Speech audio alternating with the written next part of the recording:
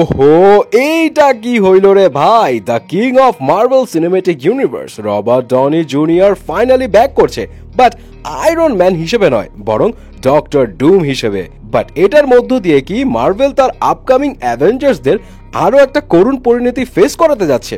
কেন এই কথা বলছি সেটাও জানাচ্ছি। মার্ভেলের most important super hero character play করা আরডিজেকে এখন দেখা যাবে মার্ভেলের নটোরিয়াস এক সুপার ভিলেন ডক্টর ডুম হিসেবে। এন্ড গতকাল কমিকন ইভেন্টে এই কনফার্ম হয় যে ডক্টর ডুম হিসেবে আরডিজেকে দুইটা সিনেমায় দেখা যাবে, একটা 2026 সালে অ্যাভেঞ্জার্স ডুমসডেতে, আরেকটা 2027 সালে অ্যাভেঞ্জার্স সিক্রেট ওয়ার্সে। এন্ড এখানে ইন্টারেস্টিং বিষয় হলো টনি স্টার্ক যেরকম ইন্টেলিজেন্ট এন্ড টেক জিনিয়াস ছিল, এই ডক্টর ডুমও ওই রকম কিং অফ জিনিয়াস এন্ড সায়েন্সের মাস্টার। বাট বেসিক্যালি এই ডক্টর ডুম হচ্ছে ফ্যান্টাস্টিক ফোর এর ভিলেন। এখানে একটা বিষয় বলি, অ্যাভেঞ্জার্স এর মুভিগুলোতে ডক্টর ডুম যে মেইন ভিলেন হবে, এটা মার্ভেলের আরেকটা সুপার ভিলেন ক্যাং এর রিপ্লেসমেন্টে থাকবে। কারণ অ্যাভেঞ্জার্স ডুমসডে মুভিটা মার্ভেলের লিস্টে আগে ছিল না, সেখানে 2026 সালে Avengers the Kang Dynasty release পাওয়ার কথা ছিল। এনিওয়ে, ক্যাং ক্যারেক্টারটা যদিও বেশ কয়েকবার মার্ভেলের প্রজেক্টগুলোতে ফিচার হয়েছিল, বাট এই ক্যারেক্টার নিয়ে মার্ভেল খুব বেশি সুবিধা করতে পারেনি, এন্ড যার কারণে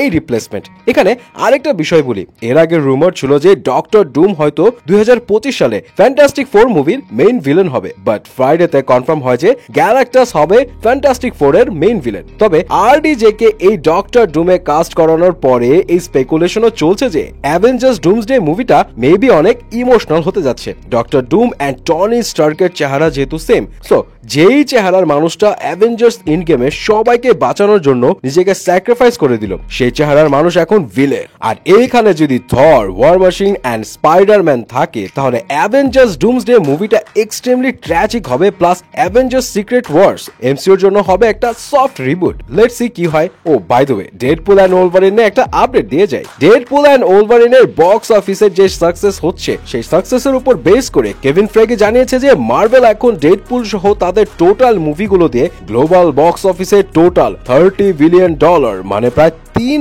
লক্ষ কোটি টাকা ইনকাম করেছে। যাই হোক, ভিলেন হিসেবেই তো ব্যাক করছে। বাট আরডিজের এই মার্ভেলে ফিরে আসা নিয়ে আপনার ওপিনিয়ন কি জানাবেন কিন্তু।